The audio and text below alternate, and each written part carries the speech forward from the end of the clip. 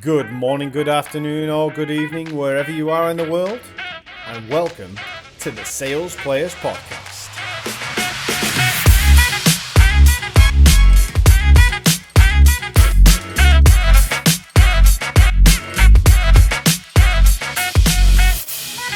Hey everybody, this is David White, your host here on the Sales Players Podcast, and today I'm delighted to welcome a familiar face for some of you most likely, Ollie Whitfield, growth marketer at VanillaSoft and AutoClose, and also co-host, I think, on your own podcast, Ollie, the 0 to 5 million podcast. Yeah, well pronounced on the name and the company name. You'd be surprised how many people get tripped up on the AutoClose because it's not a C, it's a K, and my name as well. But yeah, co-host of the podcast, good fun, and I've stopped listening to so many now. I used to be obsessive, but now I get to sort of be the other side of it, which is quite good fun. Yes, and also time consuming, probably why you don't get that much time to listen to more, right? Yeah. All right, cool. So today we're going to talk about a very interesting topic, especially in the sales world, and that is cold email. So Ollie's got a few things he wants to cover today, and we're going to cover in the show. I've got a few questions I'm going to throw in there as well in the topics. So, and I'm going to be selfish, and I'm going to start, and I'm going to ask Ollie the purpose of an email, the purpose of a cold email. What should that be? Everyone goes to I want a meeting, but that's probably the subsidiary outcome of what it actually is. It's about a reply. Unless there's always people that hate and always people that love Calendly links, or there's other tools than Calendly, but we all know what that means. I think it's a reply. Is there a business case for us to continue or at least start a conversation about whatever the topic is? And I'm personally not. This isn't your question, but I'm personally not for. But I'm not against. But I'm not for the Calendly link in your first email until you've had a reply. Because for me, my time as a salesperson, particularly if I make good comp, my time's like worth that. So if I'm just going to jump on the call with anyone, I want to know as best as I humanly possibly can before I spend that extra time with them, that it's going to be worth both of our time. It might look good for me to book the meeting, but ultimately if it goes to zero, then, I just wasted half hour and theirs. So that's for me, but I replied to see if there is a case or a use of going further with the conversation about a topic. Yeah. So, and I suppose it's also how that link's embedded in the email sometimes, right? Because I think most of the emails I get, at least in the ones I see, it's very sort of in your face, click here to book a meeting with me kind of thing. Whereas, like, I know at least in the past places where I've been or when I've ever used them, I kind of just embed them in the text like you would on a blog post or something. So, hey, if you're interested in a discovery call and the link is on discovery call, then it's kind of like just embedded in the text and doesn't feel like it's a big prominent element in there. Or I've also seen it done like in a signature where it's discreet and it's not really, I'm not telling you to book a meeting with me, but by the way, there's a little subline down here where you can book a meeting with me. So, Okay. So that's good to get your opinion on that one. I think I can definitely resonate with that one. I can definitely, for me, it's always super annoying when, especially on the sequences, right? You just get the same email back again, click here, book a meeting. And I'm more of like, for me, it's brand awareness. I mean, we'll talk about this obviously a bit later, so it's another question I've got. But in regards to like open rates, click rates, reply rates on emails, they're shit anyway most of the time, right? No matter what volume you send. So for me, it was even from, I mean, I'm that old. I was emailing when there was no sequencing tools. I had to send all my own emails. But I never was hung up on the outcome of those emails, because to me, it's like I'm trying to get this person's attention. That's one way of doing it. And I'm working on the other 6 right now as well. So I kind of forget I even sent the email, and if he replies on it or does something, great. But I was completely detached from the outcome because I have one goal in mind, and that's I need to get a hold of this person and get his attention somehow. So yeah, interesting. All right. So first topic, what you had on the agenda, what you wanted to discuss was the using an email framework rather than the freestyling. Let's talk about that. Yeah, well, I don't know if this was your experience, but it certainly was mine. when I started to sell, point blank, no training or anything, that was a situation that the company I was in. That's not like a shot at anyone. That's just what it was. There was no sales training. I basically consumed content to help me know what the hell I was doing. Maybe I was all right. I don't think I was that good, but I knew to do sort of a sniper approach rather than a spray. So I was very like one-to-one. It was targeted. I had my research. I had individualistic reasoning for a conversation and that sort of thing. What I think really hurt me, and it slightly comes back to the training, but I was just like throwing stuff in an unorderly way. So the like call to action would probably not even have been at the end. And that sounds unthinkable, really. But my value prop was like jumbled in with the personalization. The personalization was jumbled in with the PS, and the value prop also had the call to action in it. It was all over the place and probably very jarring to read. Whether the hallmarks of a good email were all there in the tick box in my emails or not, I think that was what hurt. It wasn't a good read, and it was sort of unsettling. It was a bit confusing. It felt all tangled up. So I found, sadly, many years later, only fairly recently, frameworks tell me not to do that. And templates and frameworks are different things. Templates are just, here is 99.9% of the email. Change the company name, change the insert. You're hiring 3 SDRs to 5 if it is 5 or whatever. Yeah, the modern day personalization, right? Yeah, it's trigger event or something, easy to find. Yeah. That's not a framework. That's just telling you what to write and go and repeat. Framework is more like, say this thing in this sentence, and that's all. And then your line break, and then the next thing here. And it gives you an idea of, for example, you might have your third-party validation. You're like mentioning of clients or similar companies in the third line, whereas I might have done that in the second. Not to say it's going to make the world's biggest difference ever. You're not going to treble your reply rate or something silly like that. But it's orderly, and it makes your results are going to come out a little bit better for it. Yeah. And I suppose one thing as well is, from a time perspective, it doesn't take you anywhere near as much time if you have a framework in point. I mean, I studied, one of the things I went into and got a bit obsessed with after I watched Mad Men, actually. I got hooked on David Ogilvy. And then I watched Mad Men tons of times. I got all of Ogilvy's books, and then I just got a few other copywriting books. And then I was like, damn, this is good. If I actually knew this and had this stuff as a salesperson, and I taught myself copywriting, my emails and my even my replies to customers would have been so much better. But I think there's one thing, we've talked about this before, but when obviously we was on the reverse, when we was talking on the podcast last time on your podcast, I'm really difficult to get on cold calls, on cold emails. You got me on a LinkedIn message. It's probably your best chance to try and get me is sometimes on LinkedIn. But most of the time, I'm just a pain in the ass to try and get a hold of, full stop, because I don't do cold. And like for me, emails, no matter the more you've personalized the email, and especially if it's in a template, like it switches me off straight away. I delete that so quickly.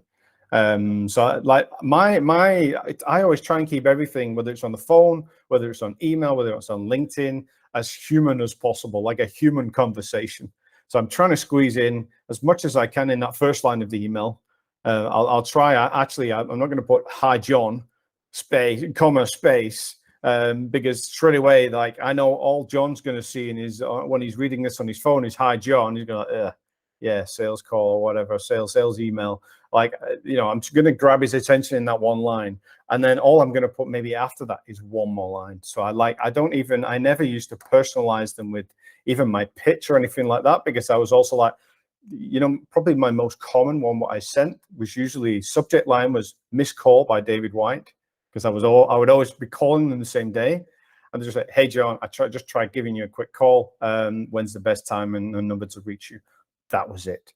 No links, no nothing. It was just that. And the response rate on that was fine. I wouldn't say, yeah, it's not mind-blowing, but that was fine. It's not like it underperformed against anything personalized. So I always just try and do that. And that's also, I think sometimes you write how you like to receive emails. So again, it depends on who you're writing to, right? Because I've noticed as well, my history is like sales leadership and stuff. I'm a direct person, so I like direct emails. You ask a marketing person, and they love the customization, right? So it really depends on your audience, who you're reaching, size of companies, obviously product you're selling. If you're selling something really cheap and you need to send mass amounts of emails and contact people, then of course you can't be sat there personalizing an email. So the structure definitely will help there. So yeah, lots of different angles, right, to be able to think about and use. Do you not think it's a bit like the cold call openers, right? It kind of the difference between one email and the other is very little. It's down to you getting in front of somebody and being able to convert it from there, right? Yeah, and I googled it simply because I'd never heard of an email framework. So I found my favorite 5, and I talk about them all the time in all of our content. But they are quite different, and I have my favorites, and we've sort of ordered in terms of we see normally the success of our outreach is at the start of the campaign or the end, not normally in the middle. So I've ordered it, so we put our best feet in those directions. But the ones I like, they're my tone and style, and I now subconsciously write to one of them, which is just my favorite one. But that's my unconscious bias. So there's a couple which are very direct, like really, really direct. Yeah. Not really for me. But I think the problem with the freestyling was as well, like back in my early days, I would use such a me email, like my style, my tone, my everything. And if they just weren't like that, no shot, really. Yeah. So I wasn't covered on my bases as much as I didn't know what I was doing with writing email. I didn't even have the variation in tone or pitch. Or like if anybody likes cricket, you don't just bowl the ball in the exact same spot every time. You have an in swinger, an out swinger, a bouncer, a short one, a full toss. You have all of the variations to just keep them guessing or to get the right one for that one person. So yeah, it's difficult. Yeah, it's a diversifying, right? Just in regards to outreach, that's probably one of the big words, right? Diversify your outreach in any way, shape, and form. And maybe you just have that tweak sometimes where you change one word or two, and then it makes a 0.2% difference in the percentage. If you're sending mass amount of emails, that means an extra meeting a month or something. So it's the classic copywriter law and marketing law, right? It's like keep tweaking until you get those little improvements, and over time that will actually result in a 1% improvement and X amount more money. So funny you said about Ogilvy, though. I'm reading the VP. I've forgotten his name now. Oh my gosh, he was on a podcast. The chap we was talking about the other day, the vice president of Ogilvy. Yeah. Oh my gosh, I can't remember his name now. That's gonna bug me. But it's all about just thinking the opposite way to logic, which is an interesting one. So I'm gonna have to go and look this up. Him as well, and we messaged on LinkedIn about that the other day. I'm trying to think of it now. I can't even think of the book because you shared the book, right? Rory Sutherland, that's the one. Rory Sutherland, that's the one. That's the one. Yeah. So and it's good. I mean, I would recommend to anybody like in sales as well, go and study some copywriting. I think studying some old copywriting geniuses like David Ogilvy, or just go find a really popular book from a popular B2B copywriter, and you'll see the framework, what they use. And I think that sometimes gives you a good framework for what to write in an email as well. And I would recommend that for anybody, especially who's sick and tired of reading the same sales books, what say pretty much the same things. That's what made me go out of the box. Go outside of your industry, find some other experts in different things like writing or like presenting, and you'll be surprised at how much more you can take away from those and bring into the sales world, and it will be different to everybody else's, which is always good. All right, cool. So next thing you had in line here is actually there's one other one here what I wanted to ask you about. And this is when we talk about open rates and things like that and conversion rates, is it me, or is there an obsession more in sales, I think, than marketing? What's with the obsession of open rates on an email? I don't know. It's just the first thing you look at, isn't it? Yeah. I don't know why. Yeah, it's because, I mean, correct me if I'm wrong, you're the email expert. I just skim these things and I've looked at it in the past a bit, but like email open rates and email notifications and things, like that open rate is so deceptive and so inaccurate that like you could think you've got a 58% open rate when your emails have been viewed 2% of the time. Maybe that's a bit dramatic, but I mean, I think a lot of salespeople maybe misunderstand what events can trigger an actual open rate. Have you done some studies on that? Have you sort of covered that topic and looked into that before? Yeah, we've looked at the length of the subject line in word count and the open rate percentages. Worth saying, before and after any of that even counts, though, Apple have changed their privacy ways of working, things like that. So, or if you have an email tracking software, particularly like some of the specific ones, they're triggering the open for you. And I even had Kevin Hopp told me something very interesting on my podcast a couple weeks ago. He was saying he did a study of this because it's such a bona fide thing to say. Opens email equals call them, especially if it's more than once or a couple of times. He found over like hundreds and thousands of times of doing that, basically no correlation to any improvements or decline in anything at all. So what a misnomer that is, unless his stats are ridiculously offbeat and wrong, which I much doubt they are. It's a strange one. And yeah, I don't think I've ever been called straight after an email got opened, which is interesting. So it's such an obvious thing that everyone seems to talk about. But anyways, the subject line open rate, I mean, we found it was about 800,000 emails we studied. The longest subject line we found in the entire range was 52 words. And you can guess that one didn't get opened. The longest email body we found was, I think it's 8,270 words, which is 8% of the second Harry Potter novel in word count. That one didn't get a reply, I can tell you that. The rest of it, though, pretty much 2 words, 3 words, best open rate by not that much. 3 words, 4 words, about the same. 5 words and onwards was kind of the average, and that's a little bit worse. So it looks like brevity is a little bit better, but probably anybody could have told you that. It's just my stats said it was a teeny bit better. Yeah, okay. But yeah, I mean, just to before we move on, like, if you're a salesperson out there and you're listening to this, please stop obsessing about your open rates, because they don't mean shit, right? Like, I can be scrolling through my emails, and if your email comes across my screen, it will trigger an open rate with tons of email programs out there, right, Ollie? Like that's in my experience. I've sent emails and then got a notification literally 3 seconds later because I've just opened my phone and gone to my emails on my phone, and it's actually triggering an open rate because I opened my email, what I sent to my prospect, and it's telling me, oh, your prospect opened the emails. And no, they didn't, and not unless they just opened it literally as I sent it, which I know they didn't. So just be careful on that and don't obsess over it. It's like, you know, try and disassociate from thinking about open rates, and definitely I wouldn't, as Ollie just stated there, I definitely wouldn't be calling your prospect saying, hey, I saw you open my email, because they probably didn't. Or if they did, they looked at it and deleted it straight away, and your program still triggered an open rate. So it's click rates and reply rates, right? They're the gold. If you've got to click on there, as long as it wasn't an unsubscribe or a reply, then you've got a trigger, which I think is worth potentially following up on. Cool. Establishing a peer-to-peer relationship was your next topic, Ollie. Talk to me about that one. Yeah, something I hadn't thought about until quite recently. I interviewed a couple of extremely smart ladies who are doing prospecting every day, and one of the things that came to light when talking to them, it's really easy when you're especially junior in a sales role, or you're reaching out, especially if you're in a new company or new industry, that it really stands out.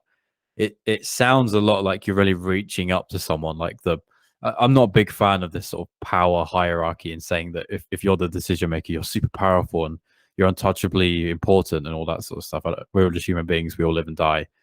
But it does come off in the email. It's like, you know, would you be willing to spend 15 minutes with me and things like that? It's like, come on, don't sound like a beg, like you're not worth the time or anything. But I do get, so maybe in the 60s, maybe even in the 50s, everything was the opposite way around. If a salesperson called you, you had no information at all because you had no access, you had no internet or anything, unless literally your neighbor or your brother or your mother told you about a product that they bought. You would have no idea. Now it's the other way, but it's not 100%.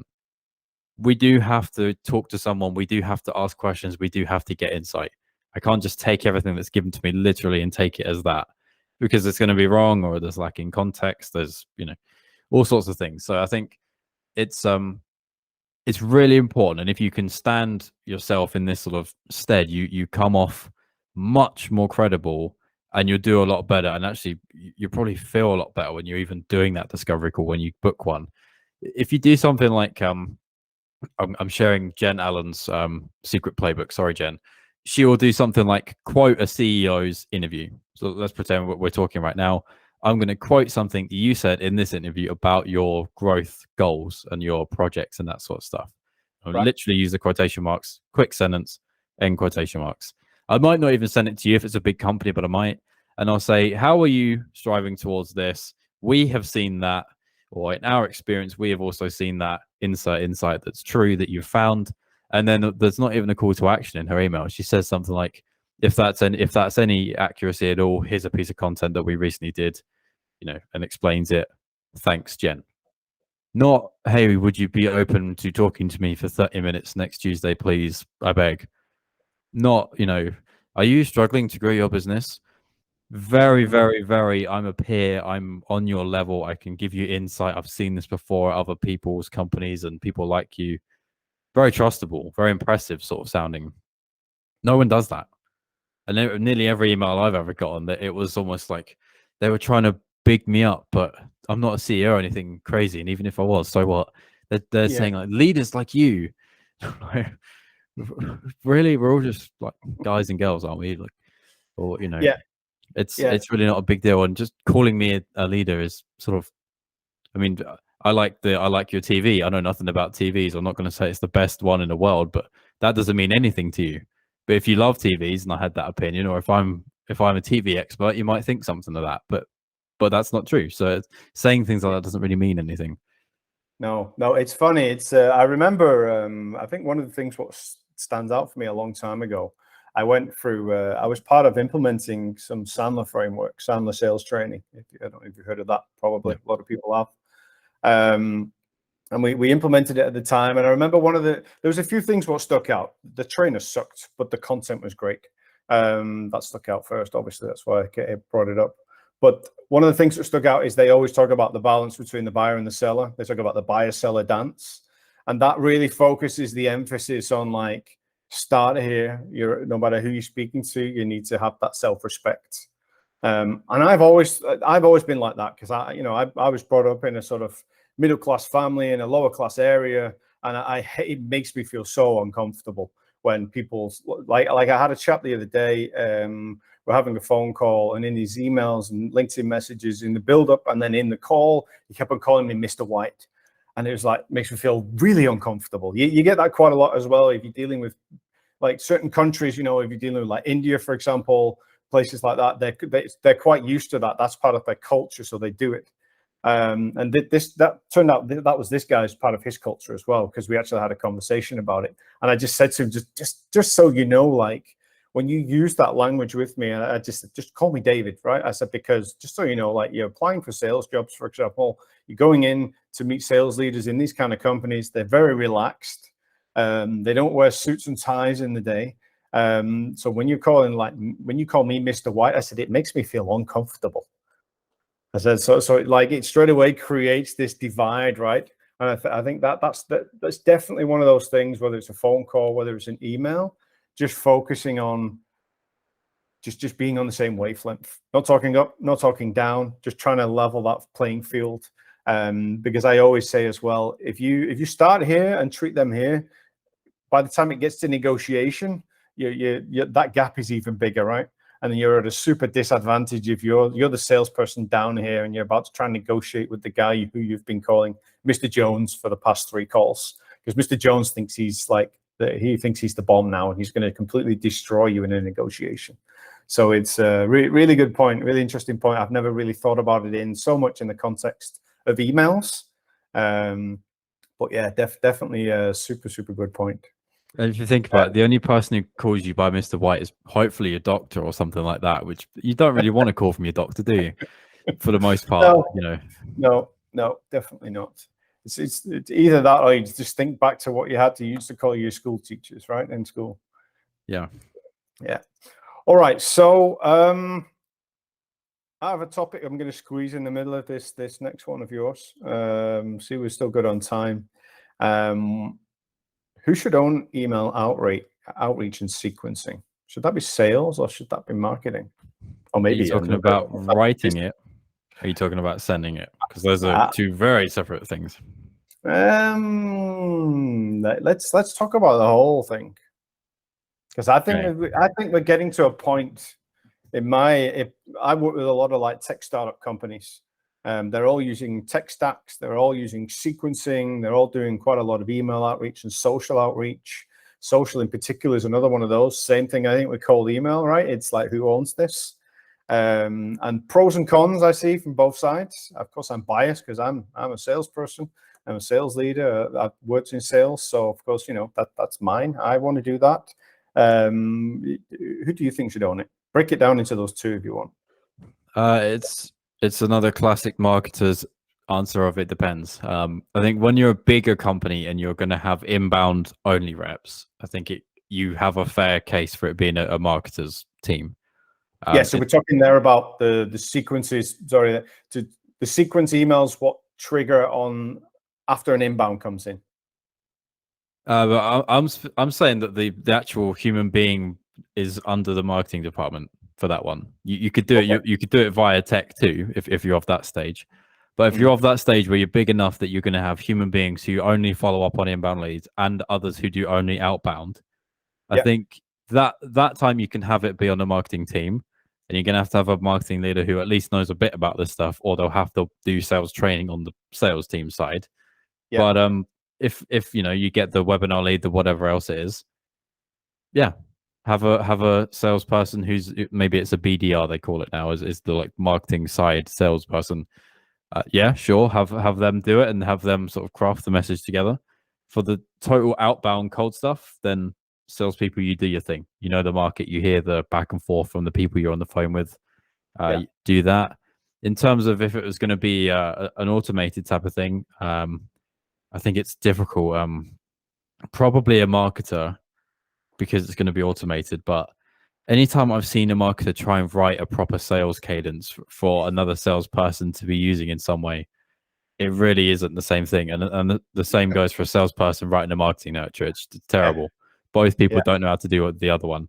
So don't always listen too much to a marketer who wants to tell you how to break into an account unless they're good at it. We end up doing a newsletter for you, or you know, selling the webinar too much when it's about punctuality or brevity in certain cases. So to use the classic, it depends. It's funny because I mean, that divide there and those disputes, I mean, I had them in the last company where I was a VP of sales, and I've heard them time and time again in the past at different companies. Even more so now, I think, because of course of all the automation and the sequencing and things like that. And of course, like you say, it does depend whether it's outbound, inbound. I think it is more common that an inbound team getting inbound leads and those sequence emails is owned by marketing, and you have an inbound person owned by marketing. Depends when you say owned, what their role is, right? Are they just booking meetings, or are they doing full cycle sales? Because then you end up with that dispute of, you know, the VP of sales would be like, well, I'm responsible for the revenue, so I'm not letting marketing dictate what that person does or how that inbound lead is treated. It gets to me, it's my responsibility. But of course, I totally get it if it's like medium booking and it's an inbound lead, because then you're kind of nurturing the leads before they're delivered to sales. When I completely took myself off what I was going to say, then that was it. It was, again, rolling back to copywriting. I studied mainly that when I started to learn how to build and write my own landing pages on the websites I was building. That was when I got into copywriting most. And it's one of those things. If you're not naturally gifted in copywriting, it's hard to learn. You can get average at it, but if you're not natural, you're never going to be any better than average, despite you putting in hundreds of hours practice. That's just my own personal experience there. But one thing I did notice is like that difference between, it's like marketing do the website, they're responsible for the website and writing the website content. And then what they do, if you give them responsibility to try and then translate that, especially if there's a rebranding and new messaging, right? Then they always try to translate that to sales, and they give the same kind of approach to sales, but it just doesn't work the same way on the phone as it does when you're reading it on a website. It's kind of like a complete 360, right? So it's like, what is your key copywriting rules, and what works on a landing page when somebody's reading a website does not work at all on the phone, because it's way too salesy, right? Yeah, I hate like basic analogies like sales is like dating and things like that, but marketers bring the ingredients to the table. It's up to salespeople in what order you do the mixing. We don't necessarily tell you how to do it, but for our part, you know, we have to do it in a certain way to attract the certain people, and that's always an ever evolving sort of science in a way. But yeah, it's a difficult one. And if I was to try and do a discovery call and do a demo for a month, for, just to do all of the inbound that we have, probably not that many of them will be exactly the same. And that's like struggle for any marketer. It's all quite the same for the most part. It's rinse and repeat, tweak, evolve, adapt. Never really that much different. And hopefully, like, your sales cycles aren't all over the place different, but every buyer is different. There's always context. There's a boss who's got a very particular demand or budgetary problem that you've got to bend around, and all those things. We're just bringing it as it should be done, and then it's kind of up to the salespeople to work it out. So it's a difficult one. I know what you mean. Yeah. So the never-ending sales and marketing battle still won't be ended on this call. No, sadly. All right. Next topic what you had lined up was pet peeves in an email. Ooh, I'm looking forward to this one. Pet peeves. I think you've probably got a few, haven't you? All of them. All of them. Well, I have some, at least. It's terminology that people use these days is hilarious. Any time that you hear "I would love to," unless you're saying it to your wife or your husband, your family, they wouldn't love to. Like, let's just not pretend. It's like when you see a recruiter says, "This amazing company are looking for a rock star." It's just a bang average job for the most part. It's never like the VP of a mayor at Facebook or something. Never apply for anybody who wants rock stars ever. Yeah, or what they mean something different by rock star. They mean doesn't sleep, doesn't eat, doesn't drink, just works, or it's all just a silly word really, or that everything's dramatized and glamorized. So it's things like "I would be curious about," right? Or I actually had an SDR call me today this morning. Funny enough, he had a New York number, and it was 9 a.m. English time, which, if you do the math, is 4 a.m. in New York. So I knew he wasn't from New York. Who would be doing that at that time? But he said to me something like, I came across your LinkedIn profile. That's another classic. When you hear that, that means it's not true. No one ever comes across your profile and calls you. You do it on purpose. And then he complimented me on my amazing profile. And when someone without context, who I don't know and who I don't know if their opinion is valid, says that, it's just, oh, so what? So things like that, sort of trying to flatter, it really misses the mark. So that one is just such an obvious tell. Any complimentary, "I was on your website and it was so amazing." Well, I didn't have anything to do with our website. So tell my teammates or someone else, that doesn't mean a thing to me. That's like saying "I have a nice house. I'm in rented accommodation. Thank you for that." I'm sure the landlord would be very happy. It's those things. Hashtag cringe, right? Yeah, and aside from the obvious, an extremely long email, which no one really loves an essay, but it's the cliche things. I find it so obvious. No one would love to show you a demo. Like, they'd be quite happy to, because that means they're doing their job quite well. But your husband and your wife here, you're showing me a demo here, they're nothing alike. So I don't know why we say that, and it just comes off. There's always, every 6 months or so, a new phraseology comes out, and we all go to that because someone tells us to do it, and it's then we it burn becomes it, played out. no longer new, right? Yeah. Yeah. It's there's the thing is as well. I think I'm British like you, but I've lived in Europe for like 15 years now. But even from being very young in sales, I always followed a lot of American sales trainers. And the differentiation between Europe and the US in regards to what's acceptable and what's not is also very different. But the problem is, most of the content in Europe is usually from the US, right? Because they're also, like, for me, they've always been a decade ahead when it comes to tech, when it comes to sales and all sorts of stuff. When there's something new, it usually always is been tried in the US for 5, 6, 7 years before it comes across to Europe. So it's like stuff like all that cringy stuff. What, especially us Brits, we hate shit like that, right? We just cringe at anything. What's like, if somebody compliments you at the beginning of a cold call or in an email, you're like, what do you want? You just know it's a salesperson, just like, please don't. Again, it's that uncomfortable feeling, right? Of like, what do you want? Stop. You don't need to tell me all that BS. Just get to your point. What do you want? So I find that quite often that also is because people are in UK, in Europe, they're duplicating what they're being told because they're reading, I don't know, Gong's latest blog or some, you know, it used to be HubSpot in the day. They started with all the sales training content. You read it, you're like, what? So of course, I think it comes a lot from that. And again, it's down to that. I think there's those things, like you say, it's the cringy things to understand your market, understand your personas, and have a good idea of like, right, here's the market I'm in. Here's the culture of that market. Not everybody, but the good portion of it.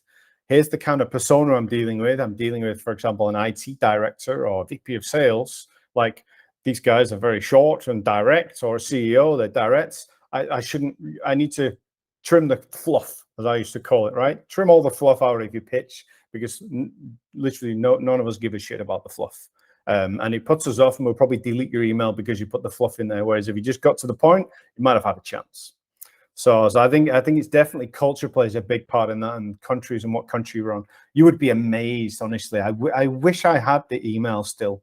We tested sending, I think it was the second startup I worked at, like 13 years ago, 12, 13 years ago. We tested our email newsletter. And when I got there, I mean, what we were sending was absolutely horrendous. It was so messy. It was ugly. It was just looked like spam, like just one big long batch of emails, and formatting was all over the place. So much information. It was insane. I was like, wow, we need to change this.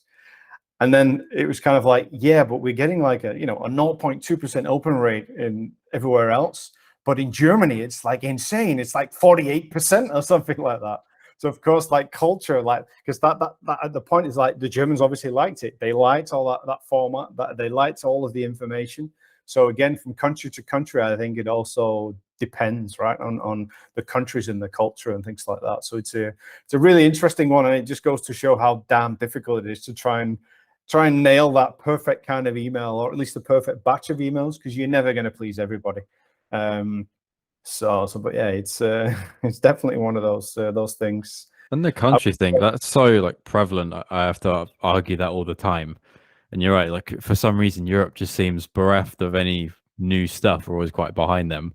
But I also find as well, a lot of that stuff, any sales content or advice or how to do this and how to do that, it's nearly always, you have to be very careful about it, it's always selling to tech companies advice. It's Gong selling tech to tech. That's really different. Like, my company is, our competitors, they've got a couple billion between them. We don't have any funding. So it's a world apart, and they're selling to other funded companies and other funding people. And that's another epidemic. It's how obsessive we are about funding, and someone's raised a round again and we all lose our shit about it. It's just cool. They got some funding, like they're going to hire people good. I expect this stuff. And it's a big echo chamber. So when you hear advice from that, you really have to like take it with a pinch of salt. I'm not saying it's bad advice ever. Oftentimes it's very good, very talented people who are smart. But when you don't work for that, applying it does not correlate necessarily. It could and it can, but I have to take a lot of that. I forget about it because I work for a tech company who also sells tech to other companies, but we're not targeting other hyper tech companies. We talk to like companies who are, I know sometimes they're still using Excel for really basic stuff sometimes, and selling to them is a world away from Derek in his office who's got 19 people on Gong this morning. It's worlds away, so you have to be quite careful about it. Yeah, it's funny. It's like almost, it's become normal even on Google right now. This is another comparison to that, to try and take it away from the sales. It's like when I search on Google and I'm looking for a particular type of product, if I'm looking for comparisons, for example, it's almost like Google now prioritizes the competitors of that company when they write a blog post to say why such and such a product is better than such and such a product. It's just like, well, I'm not going to read that one, am I? Why is that the most relevant post to me? Because that's obviously going to be bias. What's the top 3 XMR, whatever, CRM platforms? Oh, this was Pipedrive who wrote that blog. I wonder what's going to be at the top. Yeah, always. So it's a weird scenario, but yeah, definitely. I think, especially in the tech world, right? It's so many tech companies are just targeting tech companies.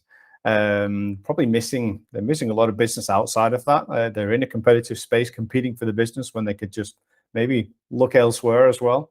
Yeah, interesting one. All right, so pet peeves, that's we've covered that. You asked me what mine are. Literally all of them. I hate emails. I don't like getting pissed on an email. If you send me an email, a bit like the ones I usually send, which is just a short one line or something, you still be super lucky if you ever get a reply. I don't even click on the email to view the website. I will manually type it into Google so you can't see I clicked on your email. So take that into account, people. Like when you're sending email to some people like me, I might actually be looking at your website. So your email was successful. But just because I didn't click on it or open it doesn't mean that I haven't taken a look at your website. So like I said, we talked about earlier on, brand awareness. That's what I look at when I'm thinking like you're diversifying your outreach, you're emailing, you're LinkedIn messaging, you're liking posts, you're posting yourself, you're trying to get them on the phone, you're leaving voicemails. To me, that's brand awareness. My name then is in those 6 places. So that one day when I do get on the phone and finally get through to that person, they're going to be like, oh, yeah, your name rings a bell. I'm sure I've seen you in my inbox or LinkedIn or somewhere. That helps, I think. So I think detaching yourself from the outcome and just understanding, here's all the things you should do to try and get their attention. And if you can do that by the time you've got to them, it will help you a little bit. But apart from that, stop being hung up on it, right?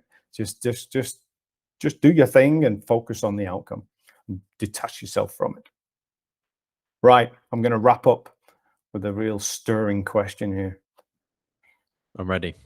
Bots and AI, will they replace salespeople, in particular SDRs? Will they replace SDRs, teams, and those who are doing all the outreach and the sequencing today? Those ones who are not doing that many cold calling, for example. Not necessarily. I think everyone's scared that it will, and it seems ominous. But the danger of it is. Let me throw. Sorry, let me interrupt you there. I'm just going to throw an extra little thing in here. Like, let's also be upfront and honest about the majority of the SDRs out there, or people doing cold outreach, and the quality of the kind of cold outreach and social selling they're doing. If we're honest about how good it is or bad it is, like, are they going to get replaced if they carry on doing it at the same quality they're doing it today? Yeah, it's the same as layoffs. It might be a little bit controversial. Maybe somebody has pricked up when I said that. It's always the bottom 10, 20% that get looked at throughout history, and it always will be. So yeah, if I could, let's say if we had 100 reps, and if the bottom 20 of them would go and it made little to no difference, you probably do that for your cost savings. And if you had more time and more energy and you could do it better, you would. But that's just how it works. You don't, so you have to hire people and coach them and train them and so on. So for that, yes, like if you just get the worst shitty email in the world, anything can do that. It's just got to be programmed to do it. And it might do a better job. It might. For particularly when you go upscale and you go enterprise, I think it almost would never happen. That's so much about the guy or the girl that you are, the way that you talk, your connections, getting the referral, all that stuff. I don't see it. You know, it's my dad said to me years ago, he's a postman. He said people always need their mail delivered. And it's funny now that he's they have about 10% of the work because Amazon's farmed out their work to other people, and no one really has letters anymore. And when he said that to me about 15 years ago, that was all you had. There wasn't really Amazon parcels, really. No, you just had a letter, but no one does that anymore. So I'm hesitant to say no, it will never happen, because it probably will more than I say. But particularly upscale, I don't see that. I think it's so much about, oh, we trust Cisco or whoever the hell it is, that rep there who's been there 20 years. We trust them. Let's invite him in to talk. It will never be some outside that you've never heard of, or very rarely that it will be. So it's an interesting question, but downscale possibly in time, but upstream I don't think so. Yeah, because in my experience, SMB wise, at least, I understand from a big company perspective to a certain degree, but SMB wise and anybody dealing in that space, the quality of the outreach and the sequencing is just the same. You're getting the same sequence emails off literally every company in the SMB space, in the tech space. They're all sending the same batch of sequenced emails. And like, until I'd say the only, for me, the only company what can potentially kill it is LinkedIn. Because if LinkedIn get better at spotting the bot accounts, then they give the SDRs a better chance, I think, of not being at risk. Because I know for certain there's multiple companies using fake LinkedIn accounts, and they're emailing from those LinkedIn accounts. They're LinkedIn in-mailing as well, using automated programs. And you cannot tell the difference between their emails and LinkedIn messages and an actual humans who's actually sat there doing the job. That's what made me think about it and made me want to ask the question, wanted to get your input on that. Because for me, like, people are still not customizing, but even when they are customizing, they're customizing to a really generic level where it's so obvious that they're customizing. It's like I said, if I got just a one-liner and it was a really short one-liner with barely anything in the email, I would be uncertain whether that was an automated email. If I get anything what has my name in it or something personal in it, I delete it because it's automated. That's what I think all of the time. Unless I can tell you, I got one. I'm trying to get her on the podcast. Actually, we've had to delay a couple of times. She got COVID the other week. Probably the best outreach I've had in the last 12 months was actually a girl from another tech startup company, and she wrote me almost a poem. So she literally wrote me like a riddle or a poem about me being a sales leader and must be busy, la la la. And it obviously rhymed. It was quite nice. Now that was original. That was like sort of, I knew that come from a human. There was no way in the planet a bot would be able to create that unless it was like a really, really intelligent bot. So like that there was kind of like, And I replied. I was responding straight away. I was like, I love the approach. No, not interested. Don't have a need for that. Just didn't get anywhere, but at least she got a reply, which is more than other people get. Those things are very individual, aren't they? I always thought the thing about doing video, it used to be, can you do a good whiteboard message? That was like the standard. But then after that, it was cool to play the guitar and do a customized song or something. But for me, I can't play the guitar. I don't sing. I don't want to. So I would never do that. And that was the cool thing. So I ain't going to do that. But if it was like if you're a massive football fan, I can talk to you for a million hours in a row. And we can do that. And if I saw my prospect was that, I'd do it. That's the AI thing. It can't stray away from, it does so much logic that it's just logical. Funny, I've just remembered the title of the book that we were talking about, the Ogilvy guy, Rory Sutherland. His whole book, Alchemy, is about sort of the illogical things that work. Yeah. So things like Coca-Cola is the biggest drinks brand in the world. Red Bull have overtaken them with a more expensive, smaller, horrible tasting drink. No logic says that that's right, but it is. So it's examples like that. It's, sending the poem, sending the whiteboard video, or whatever you wanted to do. If you're, I actually know a company they hired like a grandstand band and sent a video to all of their customers once a year at Christmas. So not that you do that for a prospecting email, but no AI will ever be able to do that. It's as long as you've got a decent reason for it, like to do a gimmick. No, probably don't. But things like that, which is individualistic, then always. Yeah, it's funny because on the back of because after you posted, either after you posted about Rory or after I'd watched some of the podcasts what he was on. It's funny because I connected somebody else's post. It was an American guy, and he was posting and he was saying about what they've started to do for that outreach. And what they've started to do now is send a physical card to their prospects. And it's like one of those, musical birthday cards when you open it and the audio plays. And they've actually been recording their sort of message to the prospect. So when the prospect opens this card, it starts to play the message. And it's kind of like, really cool. Wow, that's pretty cool. But then it's almost what struck me was like how it was we're almost doing that full circle again of getting very personal in the office of the person. It takes you to be at the office. It's like we're going back to door, everybody doing face-to-face selling, but we're just doing it in a digital way, right? So we're getting them at their desk with our voice on the spot. And I thought that was genius, but I thought it was also quite different in regards to like, well, there's so many of these new things what people are doing, which, the idea isn't new, but the execution is new. and yet it's so much more effective until everybody else, of course, starts doing the same thing. Then all of a sudden the mailbox gets a bit full and we know exactly what's there. People will just start to be like, yeah, this is another audio card. Bring. So, but yeah, I thought that was super cool. All right, my friend. Ollie, it's been a pleasure. Anything else you want to add? Anything you want to wrap up with there in regards to this topic of cold email? No, I'll quote Morgan Ingram. He always says spend 5 extra minutes a day and send 5 really, really, really personalized emails. I can't argue with his advice. If anyone knows about it, it's probably him. But I would say try that. And most of the time, anytime, what am I saying? When people want to do something different with their email, they're scared that their boss is going to tell them off for it, or it's not going to work, and they're going to misquote and all these things. You can do 5 extra minutes, or you can take 5 less at lunch rather than going through Facebook like I do every day. There's ways of doing it, and you're in your 10 minutes or your 15 minutes after work, or starting early, however you do it. In that time, you can do a little bit of experimentation. No one's going to give you any grief for that. So I think that's the only normal objection I hear about. Yeah, I like what you said, or I like what was talked about, but when am I going to do it? It's then.